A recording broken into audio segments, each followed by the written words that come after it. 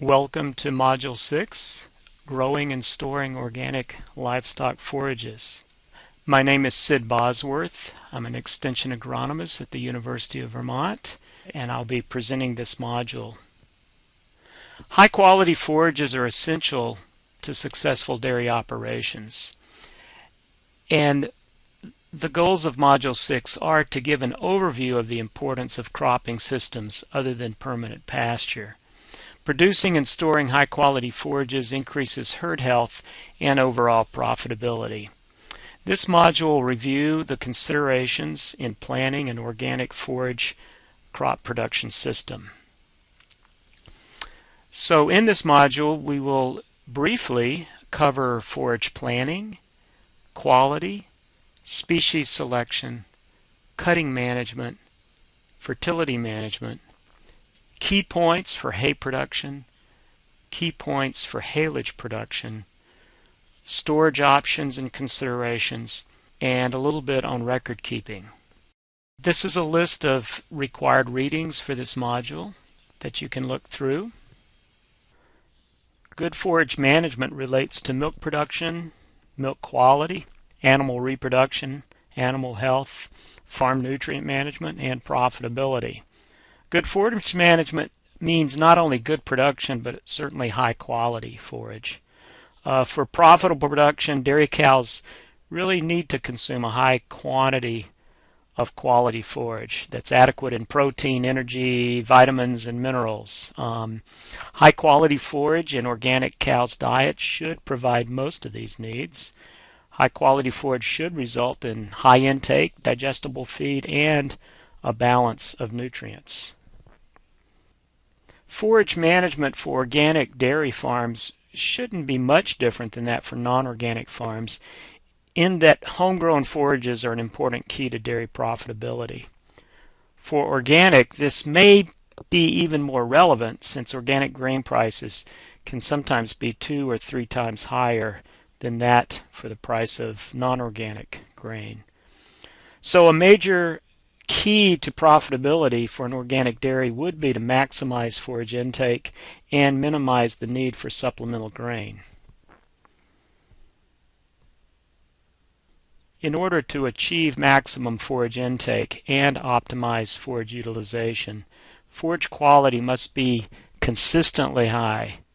For an early lactating cow, NDF values of forage probably should not exceed 45 to 50% of the dry matter. Crude protein needs to be at least 18%. The forage needs need to be highly digestible. Most labs now measure NDF digestibility, and for grasses and legumes you'd want the NDF to be at least 65 to 75% digestible. The forages should be an optimum particle size and really enhance digestion, but also assure good rumen function. All of these factors will certainly affect passage, and of course the forage needs to be palatable to assure high dry matter intake. Lastly, there needs to be an adequate inventory, of course, of high quality forage to supply the cows for the season. Is this achievable? Yes, but it means taking care of all the details in your forage program, starting with your soil and ending with your feeding program. The best managers are constantly looking for the weakest links in their system and making adjustments to fix them. So forage management really does start with planning. When transitioning from conventional to organic, there are some key factors to consider, and those should be implemented in a sound, practical plan. Working with your nutritionist, it's important to calculate the quantity of stored forage you'll need for your various production groups. You will need to estimate the amount of acreage that you'll need to achieve the quantity that you need, and determine if your harvest and storage system has the capacity to achieve these goals. Of course, you'll also want to account for all those potential uncontrollable factors such as weather and machine breakdowns. I think we should start with that last item that was on that list for planning, and that is accounting for your costs. Developing a high-quality forage program does come with a cost, and that needs to be accounted for. It doesn't help to save on grain costs if you spend too much money on new equipment or new storage facilities to improve quality. Many farms have developed farm management teams that help them in making important decisions on their farm, especially if it has large financial consequences.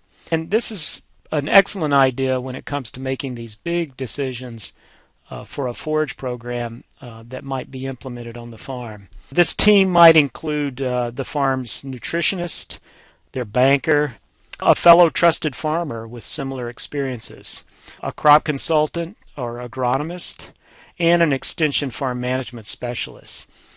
These teams might meet on a regular basis and really act as a good sounding board, trying to fine-tune the decisions and very huge decisions that the farm needs to make.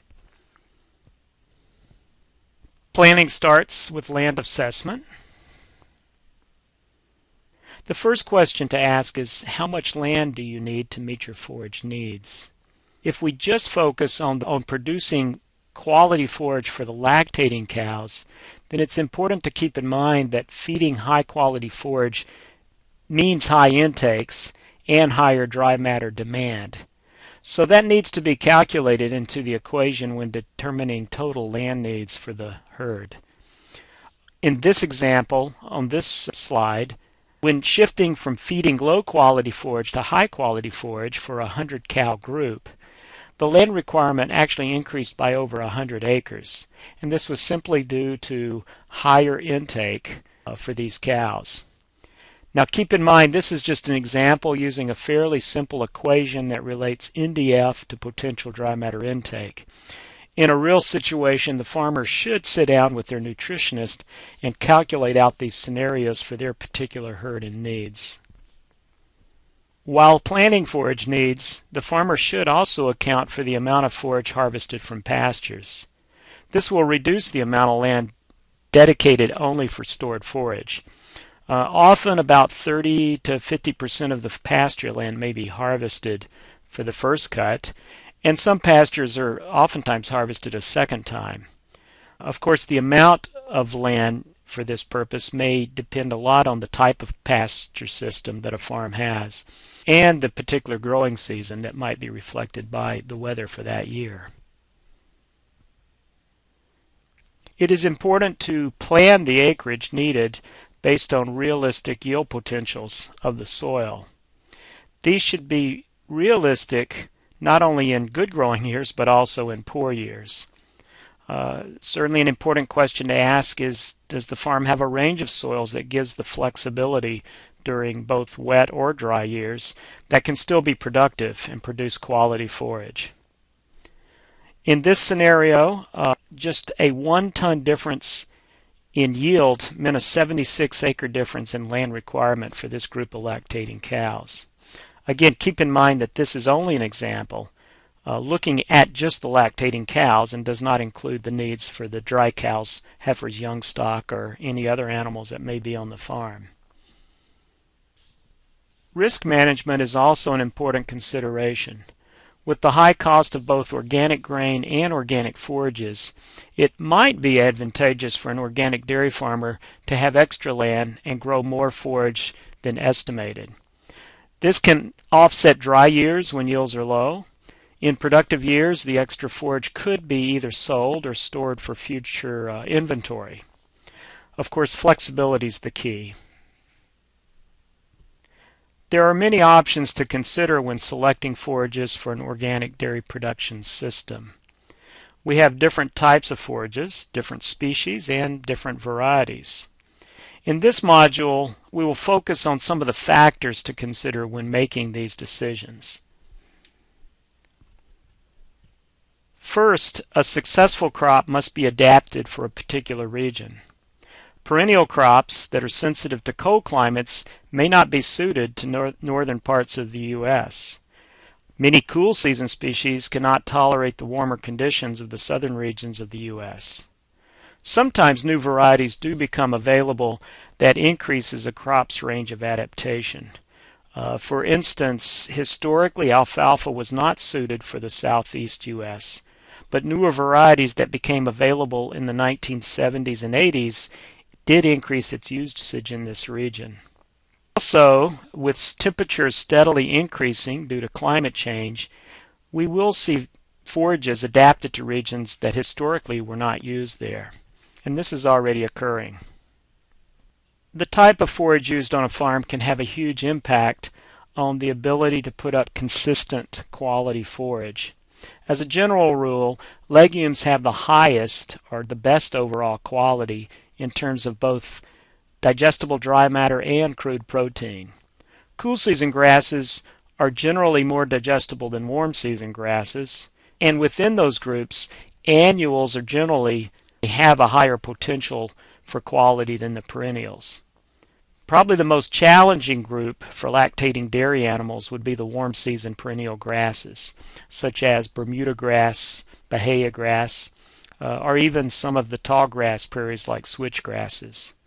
Most areas in the southeast generally rely on summer and winter annual forages for maintaining adequate quality of their homegrown forage.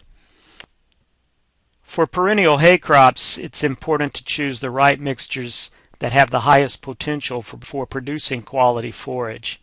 I think it's important to stress the use of mixtures. There's many or some situations where monocultures can work and might be advantageous, but generally I think growing mixtures of 2 or more species provides many benefits. Legume grass mixtures are the most desirable. Legumes are generally higher in crude protein. Their leaves are very digestible. They fix nitrogen, which can feed the whole crop and provide residual nitrogen for subsequent crops. They generally grow better in the summer months compared to the cool season grasses. Having grasses in the mix helps to reduce the risks of stand failure due to environmental and pest stresses.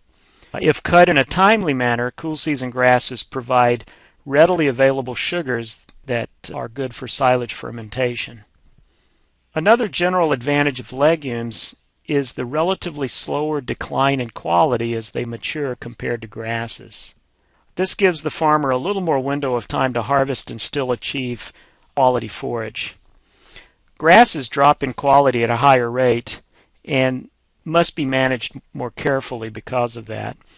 This is particularly true in the first harvest, but we'll get into those considerations later in the lecture.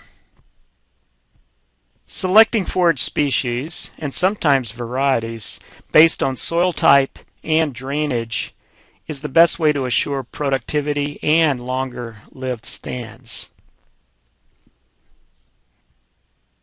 Many forage species have a wide range of adaptation, but some have a fairly narrow range and will not persist for very long if planted in these soils that are out of their range.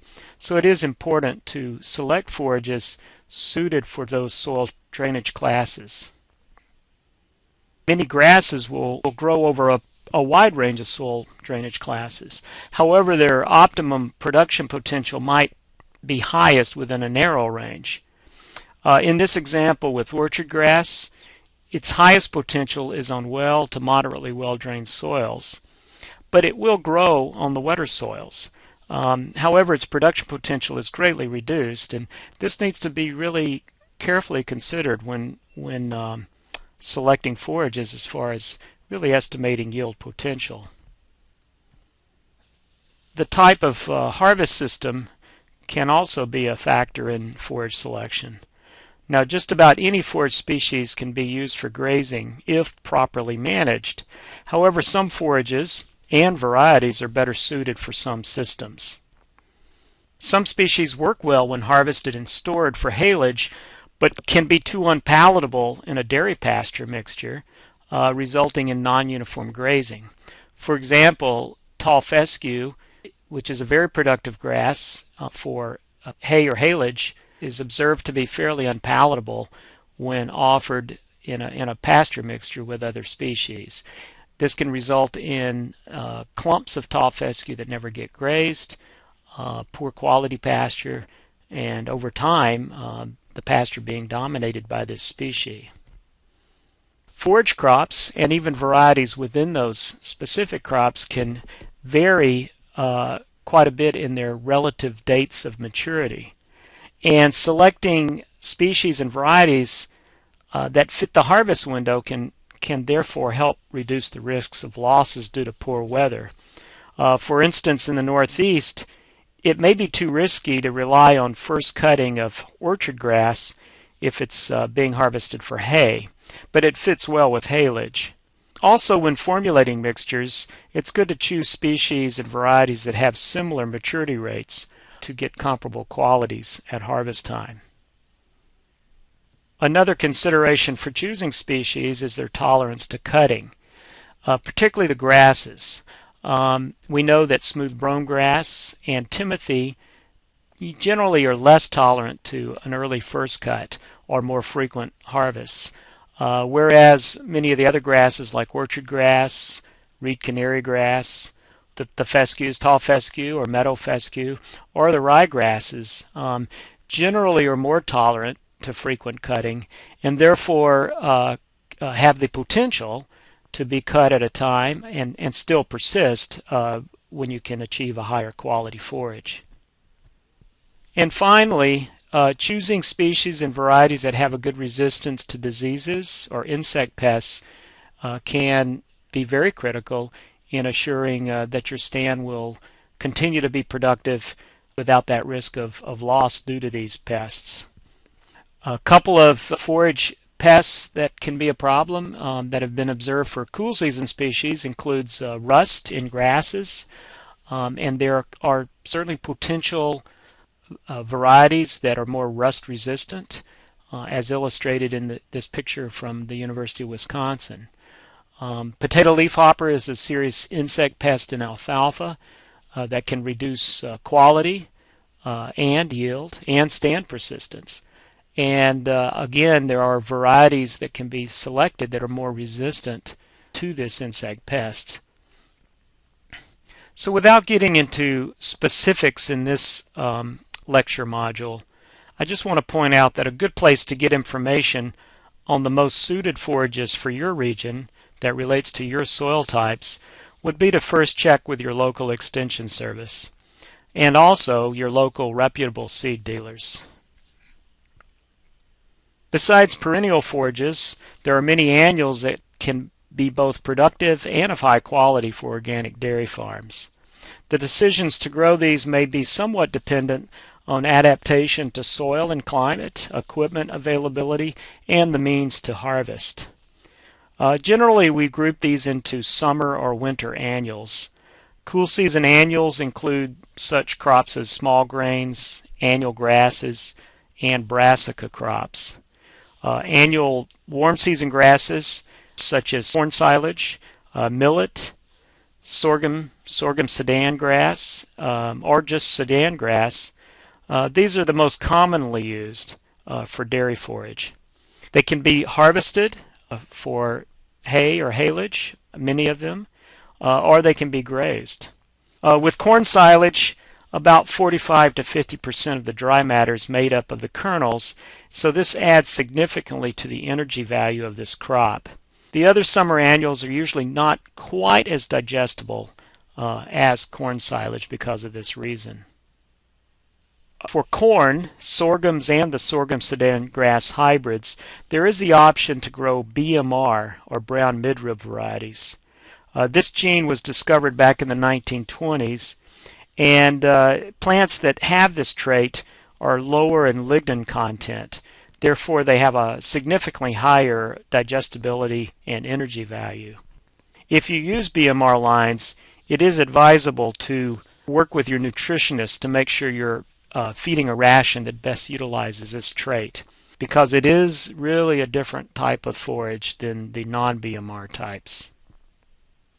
We will now discuss a little bit about soil fertility management for forages. We certainly know that forage crops will not be productive without fertile soils. But since the whole crop is removed at harvest, we also know that large quantities of nutrients are removed, particularly the macronutrients like phosphorus and potassium. This really means that the forage producer needs to carefully monitor their soils for sudden changes in nutrient content with these high removal rates. This table shows some typical removal rates for phosphorus, potassium, and magnesium. And you can see that within a year, large quantities of especially phosphorus and potassium can be removed, again depending on the yield of the forage crop. Now I'm using fertilizer equivalent for P and K in this table, since that's what we commonly used for determining fertilizer and manure application rates. My point with this slide is just again to stress that as we harvest stored forage, we have to think hard about replacing these nutrients and replenishing our soils as they're removed over time. Considering the high cost of organic fertilizer, it is important that organic farmers carefully utilize their own farm nutrient sources to assure optimum fertilization of their forage crops. Since organic farms pasture 4 to 5 months out of the year, that means there's even less stored manure. So each unit of manure really must be efficiently utilized. Now in terms of nitrogen, forage legumes are critical for maintaining forage productivity and providing the farm with this important nutrient. Also, maintaining soil pH is critical. Legumes are the most sensitive to acid soils, but all forages grow best when the soil pH is at least above 6 to 6.2. And if it's a sensitive legume like alfalfa, it really needs to be at a pH of 6.7 to 7. In addition to the crops, the most of the beneficial soil organisms generally grow best between a pH of 6 and 7. And that's also the range when most of our soil nutrients are most available to the crop. Crop rotations are a good way to maintain soil quality and to improve nutrient management. Research has shown that there can be a 10 to 15% yield boost in corn or other annual crops the first year following a rotation with a hay crop. With the annual crop, such as corn, rotated with a perennial forage, there is also that opportunity to better utilize the farm's nutrient resources. During the annual crop phase of the rotation, plowed down manure can be used, which can build up levels of nutrients that then can be utilized by the subsequent hay crop.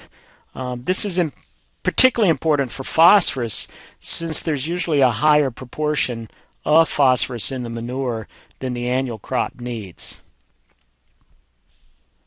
From a nitrogen perspective, the plow down of a legume hay crop is very important to feed the subsequent annual crop. We can measure nitrogen contributions up to over 100 pounds of nitrogen with a good stand of alfalfa or an alfalfa grass mix or a clover or clover grass mix. The fibrous root systems of most perennial forages greatly contribute to the organic matter of the soil. With rotations, there's the opportunity for organic matter to be built up during the hay crop phase of the rotation, particularly if it's if you have a stand that's in there for 4 or 5 years. By only allowing the annual crop to be in the field for no more than 1 or 2 years per rotation, then we can maintain organic matter at a fairly high level over that life of the rotation itself. In addition, crop rotations do help break some disease cycles. They reduce problems with some insects, particularly corn rootworms in a hay crop corn rotation. And they help reduce weed seed bank levels. Next, let's talk a little bit about forage cutting management. First, I define cutting management as simply the times in which forages are harvested, both in terms of how many cuts are made per year, the frequency of those cuts, and cutting height. All of these will affect both yield, quality, and certainly the life of the stand of that forage. We know that the stage of maturity at the time the forage is cut and harvested has the most influence on the nutritional value of the forage. So it's a good idea to develop a cutting management plan. This plan needs to be flexible. We know that weather can dictate when a field is harvested, But it's still good to set quality goals and have a strategy of a harvest storage system that can at least minimize those risks. I always like to say that when looking at a forage quality plan, let's first focus on the first harvest. This is the cutting that has the highest potential for digestible forage. However, it also has the highest risk for losing quality if cutting's delayed. First cutting is going to set the stage for the rest of the season. So you really have to have your equipment ready to go early and be able to get a timely harvest on that first cutting. This graph shows a summary of research that was conducted in Wisconsin a few years ago, looking at the changes in grass quality through the season. The grasses that were evaluated in this trial included orchard grass, tall fescue, and meadow fescue. I would say, though, the general principles hold true for all cool season grasses. First, notice that the highest quality is in the first growth. The green line is NDF digestibility, and this is measured as percent of the total NDF. The red line is just your percent NDF of the forage, and the blue line is crude protein. So with that first growth, NDF is going up very dramatically, increasing with time. Protein is dropping very rapidly, and NDF digestibility is dropping very rapidly. Now the summer cuts do not decline as rapidly, but their quality is starting off somewhat medium. And that's the point I made earlier, that your potential for high quality is best in that first cut, but it drops very quickly. Now keep in mind this graph is showing straight pure grasses, so I think an advantage again of having a legume in that mixture is that the quality will be somewhat better and give you a little wider window to harvest a quality forage, even though these same principles hold true for legumes as well. As a forage manager, it's good to set forage quality goals. It's also good to pick a quality parameter or number that's useful to use. Now, we use a lot of numbers for determining nutritional needs of the cow.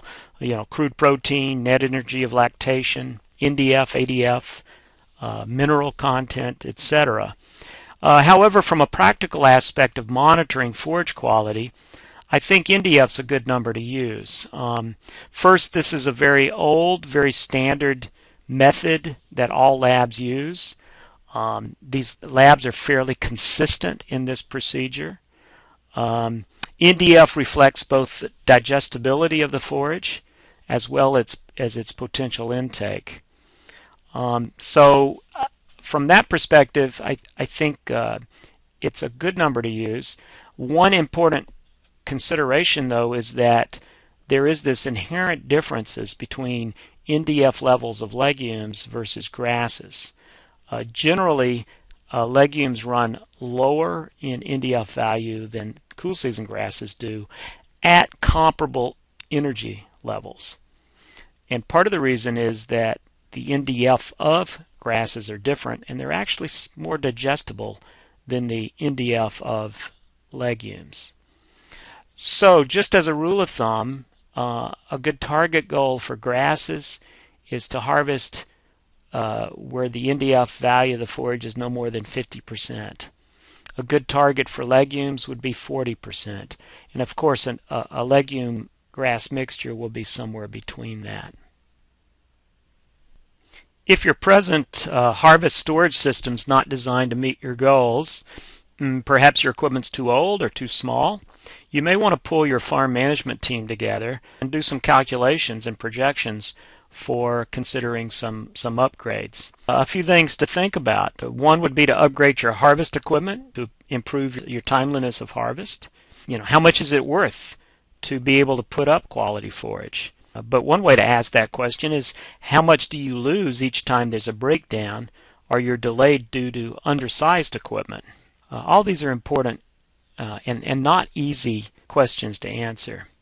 One question you may have with your team is, Should I shift to relying on a custom harvester versus harvesting it myself? For many farms, this has become an important way to save on equipment inventory costs. But there are pros and cons that need to be considered, and it's not for everyone. Lastly, there may be a consideration of just changing or modifying the whole harvest storage system. If you have really old equipment, old silos, it might be advantageous to look at a whole new system. Keep in mind that also might require an investment in education for the farm and the farm staff if it's radically different types of equipment. There are numerous storage systems for both hay and haylage that have many advantages and disadvantages. We will not have time to go into all of those in this module, but as a general rule, smaller packages are more expensive per unit of forage to store, but they may give you flexibility in sorting and feeding according to their quality. And again, this is where a farm management team might help provide some input and ideas to help a particular farm match a system to their needs and size. The last part of this lecture will focus on hay and silage management and quality. These are critical factors and can often be the weak link in providing high quality forage to the animal. So let's start with hay. So the primary objectives for hay quality are to have a dry enough product to be stored for a long time without molding or breaking down into a dusty form, and to maintain nutrient value. So you want to reduce the moisture content of the forage rapidly, want to minimize dry matter and quality losses during the harvest and handling and baling processes, and you want to store in a way that inhibits microbial growth and plant chemical reactions. So this is just a quick list that summarizes those good haymaking practices that can help achieve those goals. First, as a general rule, and there may be exceptions, mowing early in the day can allow for a full day of drying. Rapid drying is key, and exposure to sunlight is usually critical. Another factor that can be helpful in improving this dry down is to adjust conditioners properly so they crimp the stems. Using the correct conditioners, whether you're predominantly a legume forage or predominantly a grass forage, can be critical. So talking to your equipment dealers about that can be helpful. At mowing, spreading out the swath to increase drying rate is another good practice. And then raking or tedding at a time to enhance drying rate, turning that forage over to expose the wetter sides is critical, but you need to do it at a time where it's still moist enough so you're not knocking leaves off. And as a general rule, you want to do this at about 40 to 50% moisture content. Then baling at 18 to 20% moisture is dry enough so that when it's stored, will preserve without molding, but it's still moist enough that it's going to minimize losses due to leaf shatter. And of course, if you can store your hay under cover on a good surface that has good drainage, this helps to prevent moisture uptake. Let's briefly discuss silage fermentation and again those practices that help improve silage quality. If we think about the 4 requirements for good silage fermentation, that can help us come up with those management practices that assures that these requirements are fulfilled. So silage fermentation is the conversion of plant sugars into fatty acids, particularly lactic acid and a little bit of acetic acid. These acids preserve the forage. They inhibit the growth of microbes that would degrade the forage. So again, if a forage is stored and converted through good fermentation, it can be stored for a very long period of time and still maintain its quality and nutritional value. So these 4 requirements include adequate lactic acid producing bacteria. There's a group of these bacteria that can do this. These are anaerobic bacteria, so they only grow and reproduce in oxygen-free environments. These bacteria need a substrate. They need sugars to feed on. So you need adequate plant sugars and an oxygen-free environment since they're anaerobic. The 4th requirement is just that you want to have this system at an adequate moisture content for these bugs to grow and reproduce in. As a general rule for silage, you want that to be somewhere between 50 and 70% moisture content. Some silages can ferment at a lower level than that.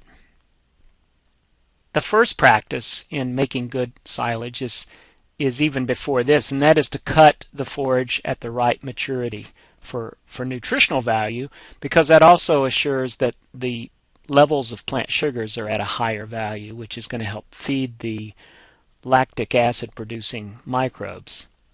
Secondly, wilting the forage can be critical. Wilting increases the sugar content of the total forage. It'll reduce the potential for leaching and runoff from the silage, from the silo. And the amount that you wilt depends on what kind of storage system you have. So for bunk silos, you want to wilt to about 30 to 35% dry matter content, or inversely, that would be 65 to 70% moisture content. For upright silos, it might be you can put up slightly drier, around 35%. Maybe even up to 40% dry matter content. It's really critical that the wilting period not last too long. The longer the forage is out in the field, the longer the chances for damage due to weather, but more importantly, it increases what's called respirational losses. That because these plants are still respiring while they're sitting in the field. The other thing is you don't want to put up too dry a forage, because that's difficult to pack in the silo. More recently, many farmers have turned to what's referred to as wide swath management as a way of reducing those respirational losses in the field. If you think about it, a windrow that's cut and left narrow to dry compared to one that's widened out can you can see a big difference in drying rate. In this picture, the narrow row took almost 15 hours to reach its optimum moisture content for harvesting, where the wide row took about 7.5 hours. And then if you combine the wide row with merging technology, which is shown on the picture on the right, that actually increased the drying rate down to about 5 hours. This has a pretty large impact on the potential quality of that forage because, again, respirational losses are reduced. And a lot of those respirational losses are the readily soluble sugars that are in the plant being decreased. This is a summary of 8 trials that was conducted in Wisconsin comparing wide swathing to narrow row swathing. Looking at different components of quality, this is the average difference, and within these trials, the maximum difference between wide and narrow.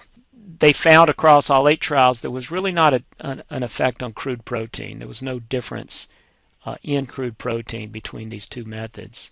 However, NDF was reduced by 1 percentage unit by going to wide row. Non-forage carbohydrate increased by 1.7% unit, which makes sense because that's representing the more non-structural carbohydrates, the ones that are going to be lost the quickest due to respirational losses. Ash content was not affected, but lactic acid was increased slightly, and overall relative feed value as measured by relative forage quality was increased by 11 units. So there's definitely some benefits to this technology. Another consideration or management practice for making good silage quality is, to chop at the proper particle size. Now, again, if we go back to those 4 basic ingredients for good silage, this is going to have its most effect on assuring better packing. Therefore, you're squeezing the oxygen out. You're reducing the environment of that silage. You're reducing the oxygen load more quickly by better packing. Of course, you need longer particles or a certain amount of particles for good rumen function. And so that can be counter to packing finely chopped particles. So you need to account that in your total feeding program. Some farms will mix in chopped long hay into their rations to assure that rumen function. Another management practice that is key in good silage management is to fill the silo as quickly as possible. This eliminates or at least reduces the exposure to air, which is going to slow down the fermentation process. So again, developing a equipment labor system that allows your crops to be harvested, transported, and filled into the silo in an efficient, quick manner is the way to achieve this. For farms that put up round bale silage, really baling as quickly as possible is going to assure making a good tight bale that helps to exclude the oxygen from that bale. Some key things to think about for chopped haylage, is particularly if it's going into a bunk, is the packing process. You want a good heavy implement to pack, to really put a lot of compression on that silage as it's being filled. You don't want packing to get too far ahead, or you don't want filling to get too far ahead of packing, because you always want to make sure that the tractor is only covering or packing a few inches at a time of the material. And so again, this is really key to help exclude the oxygen. And then lastly, a key aspect is to cover that silo as quickly as possible. Again, the idea is to keep the air out as fermentation process starts, and to keep it as airtight as possible. For bunks, that means really covering well. Many farms will double layer the top. They will assure getting that plastic around the edges, and then covering with lots of heavy objects, usually tires, to assure a more airtight condition. For, again, smaller packages like round bales that are wrapped, this may involve then triple wrapping that material to assure exclusion of oxygen. So to wrap up this module on forage management, it is important to take care of all the details in your total management process. Along any part of this chain, there can be a weak link that affects the overall goal of the program. This certainly starts with the soil. It's very difficult to obtain high yields and excellent quality without a supportive soil. Organic management, efficient utilization of nutrient resources, and sound rotations are all important factors in maintaining soil quality. We spent some time on the principles of forage and variety selection. Just a final comment on that aspect. Probably the best research you can have on what to grow on your farm would be directly from you or your neighbor's own observations and records. These are going to tell you which crops are going to grow best on your soils under your conditions. Forage management, particularly cutting management, is another key ingredient to forage quality. But without proper harvest, storage, and a good feeding system, all that production and quality you get in the field can be lost or at least dramatically reduced. For most farms, flexibility is also the key. Having a system that buffers uncontrollable factors such as weather or allows you to have viable options throughout the year can be very important.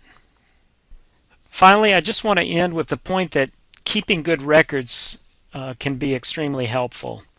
Records are not only important for organic certification, but is very useful in helping you determine if you've met your forage goals. Also, records can give you better information for making rational decisions. There are many good computerized record systems, and these days they can be tied directly to a smartphone, so you can keep up with real-time information while you're out in the field. But you also have to utilize that information. Records really mean nothing unless they are used.